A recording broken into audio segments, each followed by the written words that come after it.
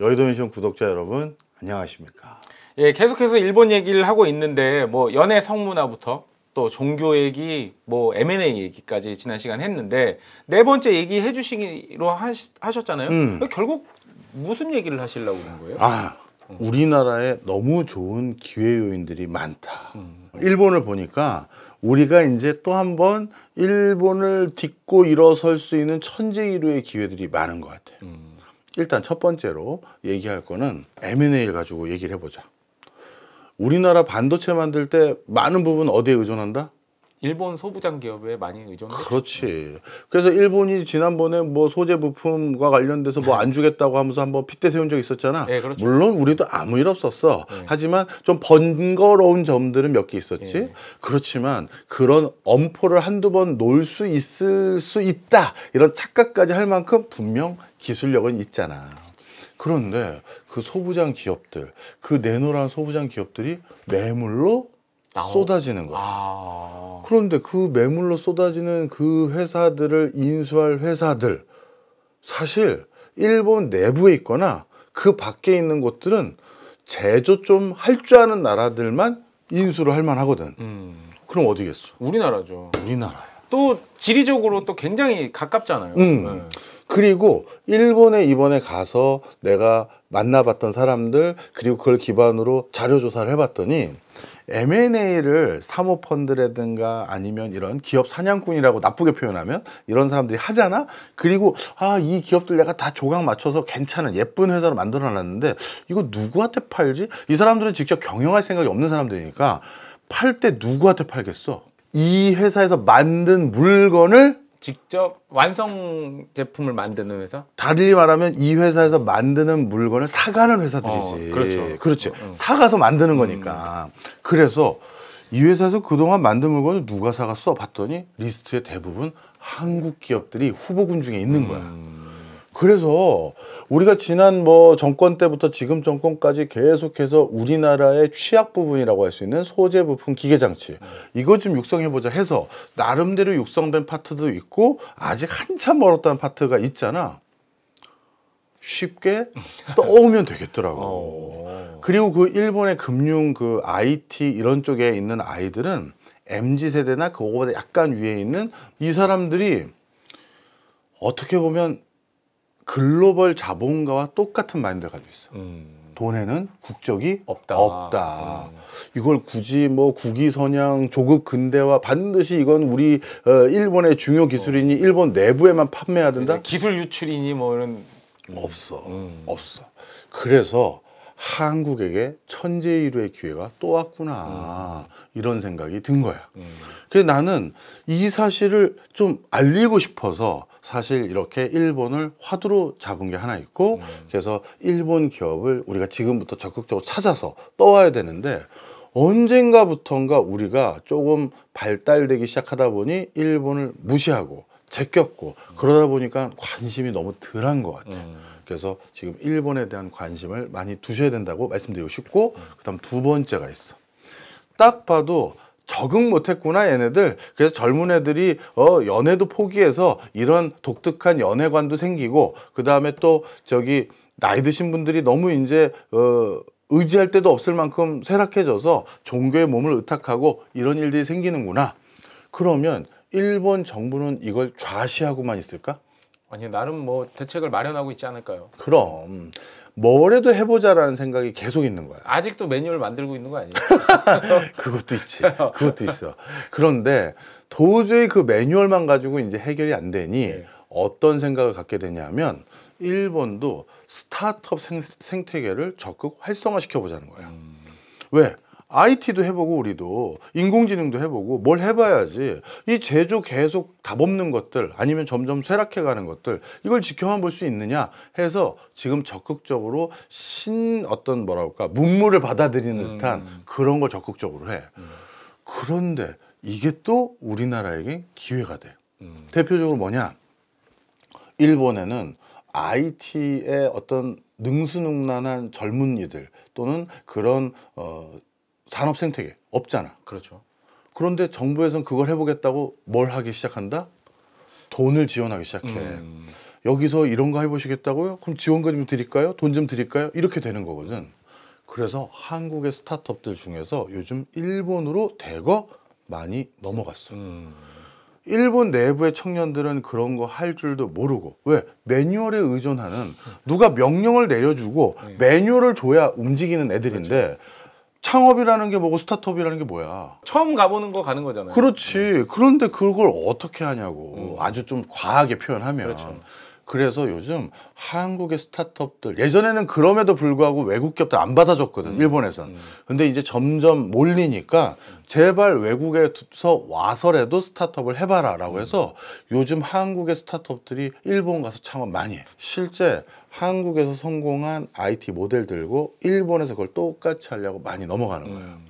그래서 우리나라 청년들 벌써 한국에서 기득권들이 IT 분야까지 꽉 잡고 있어서 여기서 그것도 할 게 없다라고 하신 분들은 일본에 넘어가서 해보길 강력 권고해. 그리고 일본인들이 그런 것들을 더 권장하기 위해서 와서 네가 알아서 기업하세요. 그건 말이 안 되잖아. 그렇죠. 돈도 드릴게요. 사무실도 드릴게요. 또 뭐 드린다? 집도 구하세요. 집도 싸게 살 수 있도록 도와드릴게요. 이걸 하기 시작했어.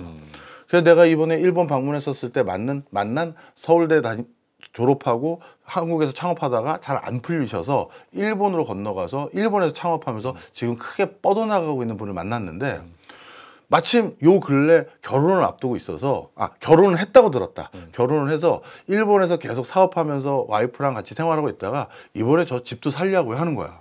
그래서 돈 많이 버셨나 봐요. 그랬더니 아니에요. 사실 일본에서는 집 사는 거는 돈 버는 거와 관련이 없대. 일본에서 어떠냐 봤더니 세상에 일본에서 MZ 스타트업 창업가들이 대기업 다닌 사람 말하는 게 아닙니다. 지금 한국인 일본에서 창업해서 활동하고 있는 스타트업을 말씀드리는 거예요. 무슨 신용도 높고 견실한 회사 다니는 게 아니에요. 얼마 대출해 줄 것 같아? 남의 나라 정부에서. 거의 100% 해줘요? 110%. 110%요? 집값보다 더 해줘? 집 사면 뭐 해야 돼? 도배라도 해야 될 거 아니야. 냉장고 들여와야 되고. 그리고 세금도 내야 될 거 아니야. 와, 110%요? 110%를 해줘. 남의 나라 스타트업 CEO에게.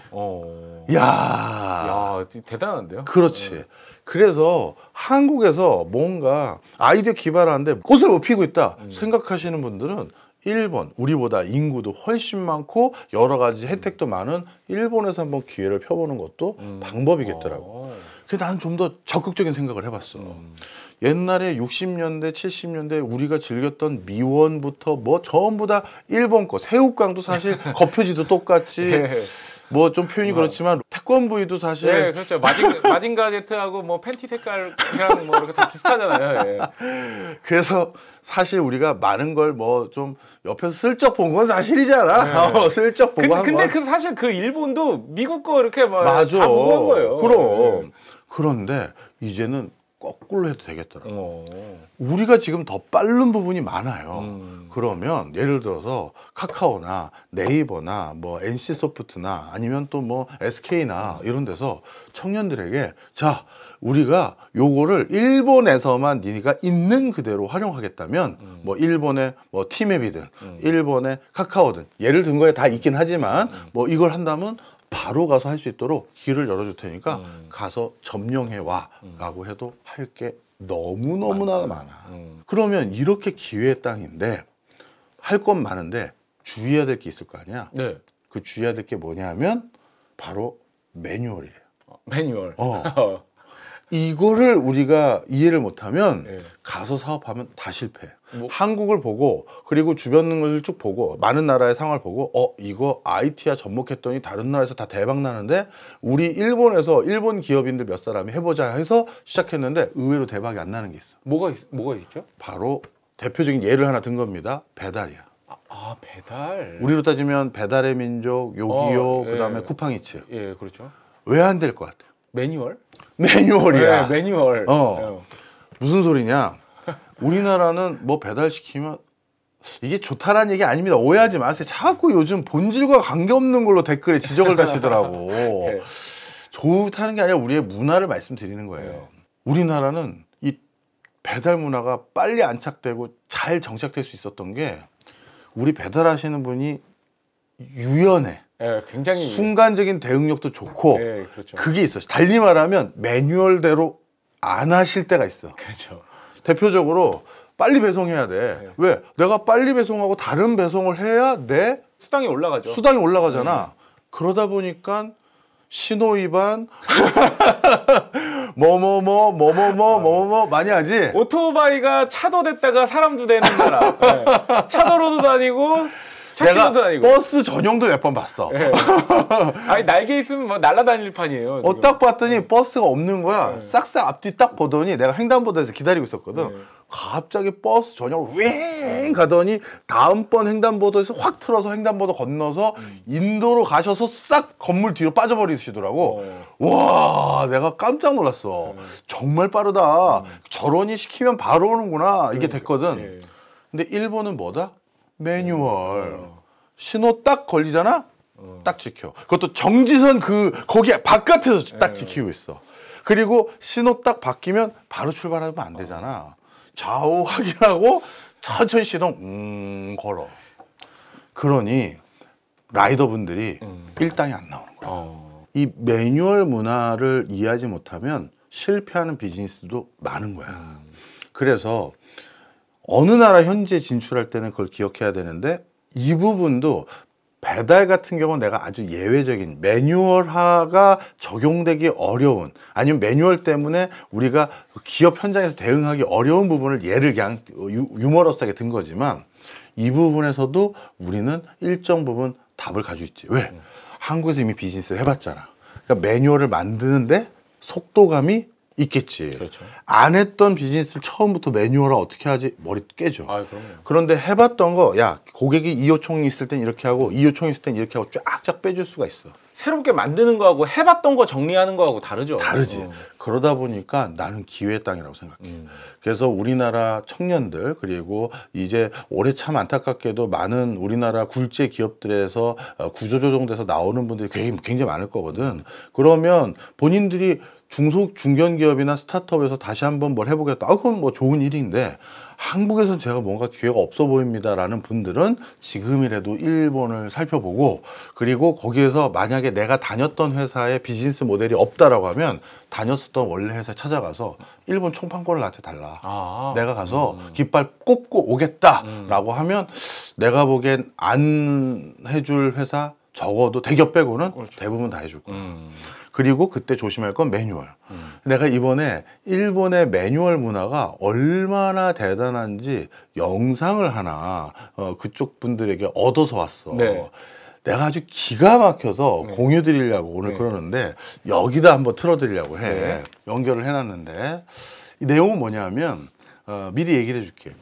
우리 가끔 지하철 공사하거나 이렇게 땅 밑에 공사하려고 하면 우리 한참 몇 달 동안 공사 중에서 도로 막아놓잖아. 그렇죠. 그러면 막 갑자기 교통체증 생기고 내가 내 살아생전에 신논현역 앞에 그 지하 공사 언제 끝나나 했는데 결국 끝나긴 했어. 저도 옛날에 차병원 사거리 공사 언제 끝나나 진짜. 그거 진짜 그거 계속 막히잖아. 공사 한 10년 하지 않았어요? 10년 한 것 같아요. 차병원 사거리도. 하여튼 그래서 이거 어떻게 되나 했는데 일본은 우리랑 마인드가 달라. 그러면 도로 막히잖아. 그래서 어떻게 하냐면 일본은 그 도로가 안 막히면서 실제 그 화면 영상 보여줄 건 지상에 있던 철도를 지하화하려는 거야. 그런데 지상에 있던 걸 지하화하려면 우리로 따지면 일단 갑자기 어느 날 저쪽 옆에서 그 인도에서 왔던 공사 아저씨 튀어나온 다음에 빨간색 그 꽃갈콘 이렇게 꽂아놓지. 프로파일 비켜 하면서 이때부터 땅 팔고 들어가요. 그리고 아저씨 이거 언제 끝나요? 10년? 뭐 이런단 말이야. 일본은 그걸 안 하기 위해서 하루 만에 공사를 끝내려고 딱 하루 만에 끝나려고 매뉴얼을 만들었어. 그리고 매뉴얼대로 하루 만에 끝나려면 인부가 얼마가 필요하나 조사를 해봤더니 인부가 1200명이 들어간다는 걸 알았고 1200명이 이걸 하루에 끝내려면 어떻게 해야 되는지 한 사람 한 사람당 매뉴얼을 만들어줬어. 네가 몇 분 때는 여기서 이 망치를 들고 있다가 몇 분 때는 얘한테 이걸 전달해주고 그럼 얘는 이걸 띠치면 그 다음 이걸 빼고 해서 1200명이 이걸 지하화를 원데이, 정확히 말하면 원데이도 아니야. 사람들 러시아가 끝나고 그때부터 시작해서 다음날 아침 출근 전까지 끝내는 거. 이걸 한 방에 끝내는 거거든. 영상 한번 같이 백무이불여일견입니다. 보시죠.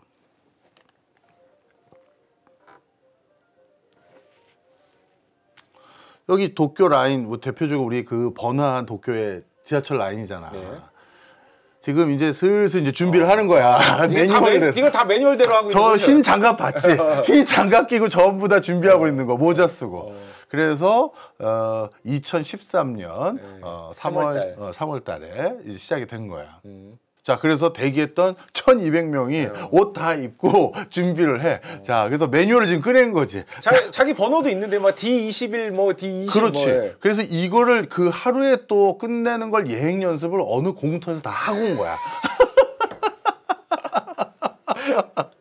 하여튼 이런 거 좋아해. 이런 거 좋아해.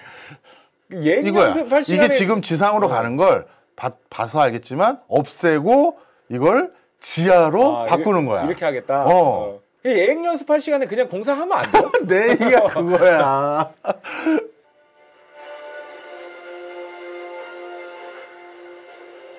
마지막 기차 갔어. 예. 그다음 이제 저기 줄 서 있지 지금. 예. 인부 투입된. 투입되고 시작한 거야. 예. 1200명이 들러붙어서 하나씩 지금 철거하고 있고 위에도 지금 공사 중이잖아. 이분은 또 별거 안 하시는 것 같은데. 아니야, 거기서 이제 자기 소리 지르고 몇 번째 공정해야 되는지 얘기하는 그 역할인 거지. 그래서 보면 하나씩 제거가 되기 시작해. 야, 사실 우리가 이제 뭐 이런 부분 좀 희화하고 좀 문화가 다른 예, 거지. 그렇게 얘기는 하지만 사실 어떻게 보면 이렇게 좀 대단한 면도 있어요. 대단하긴 하지. 대단한 면도 있어요. 그래서 첫 차 오기 전에 끝냈어. 시운전도 해봐야 돼. 테스트런 해보고. 잘 되네. 끝 하고 철수. 바로 이런 거야. 이 무서운 나라라는 거지. 우리가 꼭 일본 진출을 할 때는 그걸 갖춰야 돼. 염두에 두고 해야 된다. 우리 한국인들은 그냥 윗사람이 이렇게 업무지시하잖아. 야, 이번에 우리 여의도 미션이라는 유튜브 채널 하나 만들어야겠어. 이게 끝이야. 한국에서. 예, 알겠습니다. 한번 해볼게요. 필요한 거 있으면 알려주고, 그게 끝인데, 일본은 하나하나. 그러면 저런 놀라운 성과도 낼 수 있는 사람들이다. 요거를 진출할 때 기억하세요.